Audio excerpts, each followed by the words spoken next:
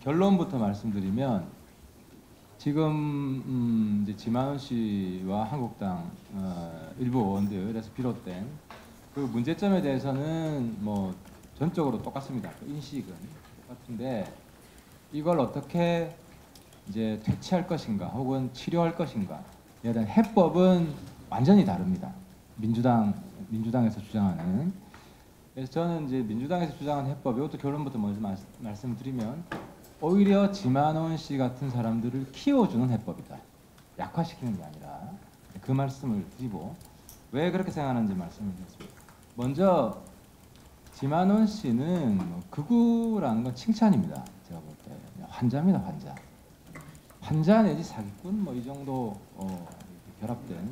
왜냐하면은 지금 우리 이제 저도 저 자신을 뭐 보수라고 생각하는데 보수에서 뭐 극우도 기준이 달라요. 제가 생각하는 극우 상대적인 거라서 민주당에서 볼 때하고 다른데 우파에서 지만원 씨를 우파의 지도급 인사들이 다 비판합니다.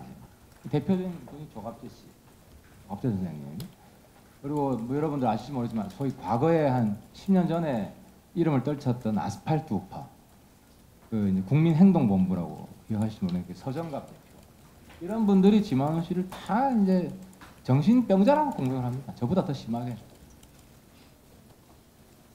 근데 이제 문제는 지만원 씨 이 주장을 맹종하는 사람들이 꽤 많다. 왜 그러냐? 유독 광주는 북한하고 엮으려는 이런 시도가 보수층에서 많았습니다. 저도 굉장히 창피하게 생각하고 보수 진영 내에서 이 시도와 제가 앞장서서 싸워왔습니다. 뭐 간단한 예를 들면 님을 위한 행진곡, 이게 님이 김일성이다, 김일성 찬양곡이다. 이건 이제 제가 새누리당 있을 때 19대 때 있었던 일입니다. 그래서 뭐 이번 사건으로도 연루된 김진태 의원이 의총할 때 나가서 님을 위한 행진곡은 김일성 찬양곡이기 때문에 5.18 그 기념식 때 이 노래를 재창해서는 안 된다. 뭐 이런 거였습니다. 그래서 제가 이제 그 의총장에서 님을 위한 행진곡은 북한에서 금지곡이다. 이 노래 부르면 감옥 간다. 그래서 이제 그때는 한 방에 정리가 됐습니다. 당시 새누리당 그 최고위원회 지도부에서는 이제 제 의견을 받아들여가지고 당론으로 재창에 동의를 했습니다. 근데 이제 그 당시 기준 새누리당의 기준으로 볼 때 지금 한국당은 굉장히 지금 퇴행적이고 우경화돼 있는 겁니다. 그러면 이 지만원 주장은 왜 우파 진영에서 이렇게 각광을 받게 됐냐? 이제 그 다른 민주화 시위와 달리 이게 총이 등장하지 않습니까? 그죠? 그러다 보니까 이제 이 잘 모르는 국민들, 이제 다른 민주화 운동은 뭐 예를 들어 부마 항쟁이나 뭐 4.19나 60이나 북한이랑 엮지는 않거든요. 그래서 이게 자꾸 등장하는 건데 여기에 불을 지핀 사람이 누구냐 하면 탈북자들입니다. 저도 이제 저한테는 그 보수 성향의 어르신들이 카톡을 많이 보내줍니다. 꼭 보라고. 어제도 한 5, 60통이 왔는데 북한군이 들어왔다고 주장하는 탈북자의 동영상입니다. 100만 뷰입니다. 100만 뷰. 그 본 사람이, 그러니까 그 중에는 자기가 80년 광주에 총 들고 왔다는 사람도 있습니다. 그리고 북한에서 살 때 북한군이 광주 갔다는 이야기를 많이 들었다라고 증언하는 사람이 한둘이 아닙니다. 그러니까 내가 참 답답한 게, 제가 옛날에 뭐 운동권 하다가 우리 뭐 성갑수원하고 같이 운동권 하다가 보수로 왔는데 제가 왼쪽에 리스트 보고 오른쪽에 리스트 보니까 서로 너무 몰라. 서로 바보야.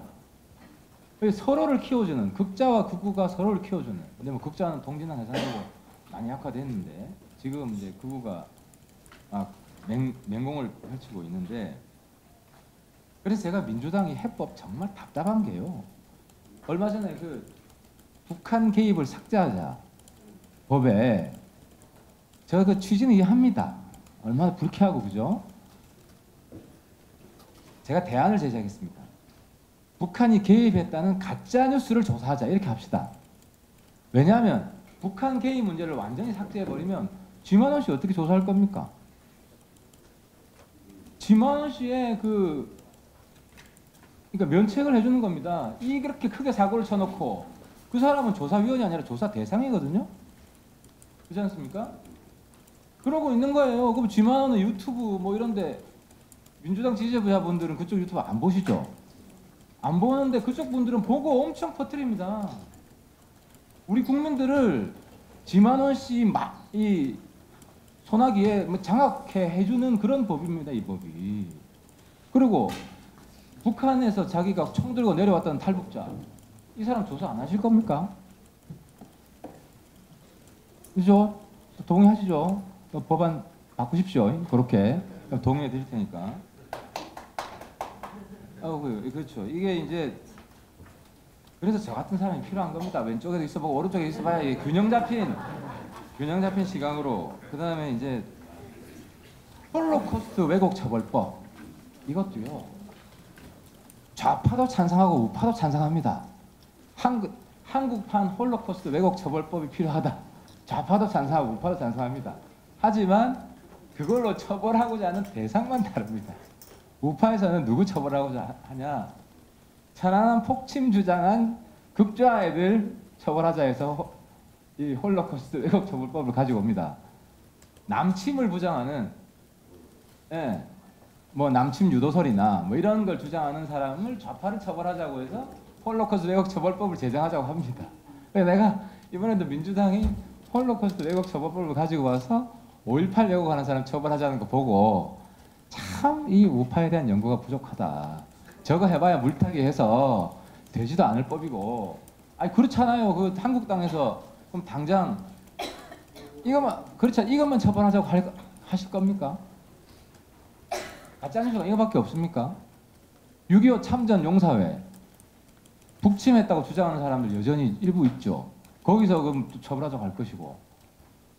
그리고 아무튼 이거 가장 심각한 것은 이 법이 제가 우리 뭐 여기 이제 광주의 황장엽 황장님, 박남선 실장님이 5.18 시민군 상황실장인데 지만원 씨에 의해서 황장엽으로 바뀌었습니다. 황장엽 씨가 저 계신데 모자 쓰고. 내가 이제 광주 시민들의 울분 제가 왜 모르겠습니까? 근데 이걸 해결하는 방법은 신중하고 세련되고 민주주의적이어야 된다. 그러니까 이 무슨 왜곡 처벌법이 잘못하면 5.18의 정신을 이 5.18 정신에 근본적으로 반하는 접근법이 될 수가 있다는 사실을 우리는 자각을 해야 됩니다.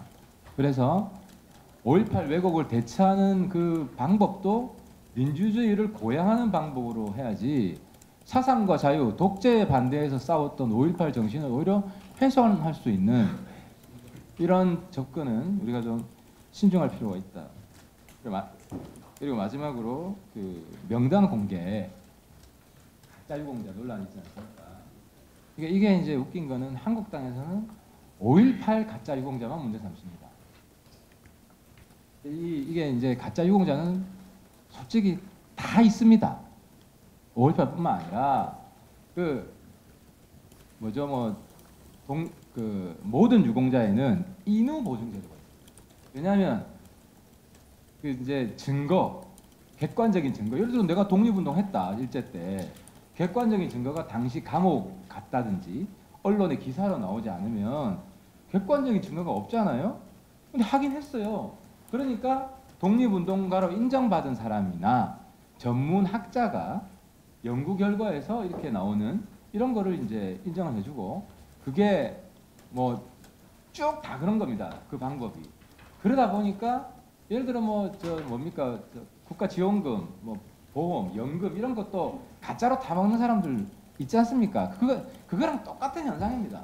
똑같은 현상이고 제가 5.18 기념재단 특히 또 명단은 5.18 그 유공자 명단은 5.18 기념재단 지하에 가면 이름이 다 공개되어 있습니다. 이름은 이미 다 공개되어 있고 5.18만 그렇게 다 공개되어 있습니다. 다른 유공자들은 전체 이름을 다 공개되어 있지도 않고, 그래서 제가 5.18 단체분들 좀 만나서 명단 공개 뭐 사실 불릴 거 없잖아요. 없습니다. 그러니까 이걸 마치 뭐 저는 사실 이게 이제 정치적으로 명단 공개가 이슈가 되다 보니까 한국당 명단 공개 찬성하면 한국당에 동조하는 듯해서 이쪽 이제 왼쪽 진보 진영이 명단 공개 막 반대하는 거 솔직히 저는 우습습니다. 우습다고요. 그래서 저는 이거는 그러니까 제가 제시하는 제3회법은 5.18에만 해당되는 문제가 아니라 또 현행법으로 공개 못하게 돼 있어요. 그거는 이제 유공자 단체들이 저는 그렇습니다. 대한민국 건국, 독립, 민주화, 뭐 참전, 유공자 자랑스럽잖아요. 사실 이거는 알리는 게 그 이름을 우리 사회가 적극적으로 알리는 게 취지에 맞지 않습니까? 이걸 왜 숨기고 삽니까? 이건 정말 그러니까 이 법이 제가 볼 때는 악법입니다. 공개하는 것을 처벌하는 게 이거 악법이기 때문에 근데 이제 순서는 우리 국회가 먼저 움직이지 말고 유공자 단체들이 이왕 이슈가 됐으니까 저는 이거 아주 좋은 모습을 봅니다. 5.18 단체들이 먼저 우리는 뭐 명단 공개할 수 있다. 근데 우리만 공개하면 다른 단체들과 형평성이 있으니까 유공자 단체들 한번 다 모이자. 그래서 이 문제를 진지하게 논의해보자. 앞장서십시오. 명단 공개에. 그러면은 5.18이 광주의 5.18이 아니라 대한민국 5.18이 되고 세계 5.18이 되는 겁니다. 그래서 이 문제 끝나지 않을 거고 그 국회의원 세 사람 지만원 씨 저도 처벌 고발해놨습니다.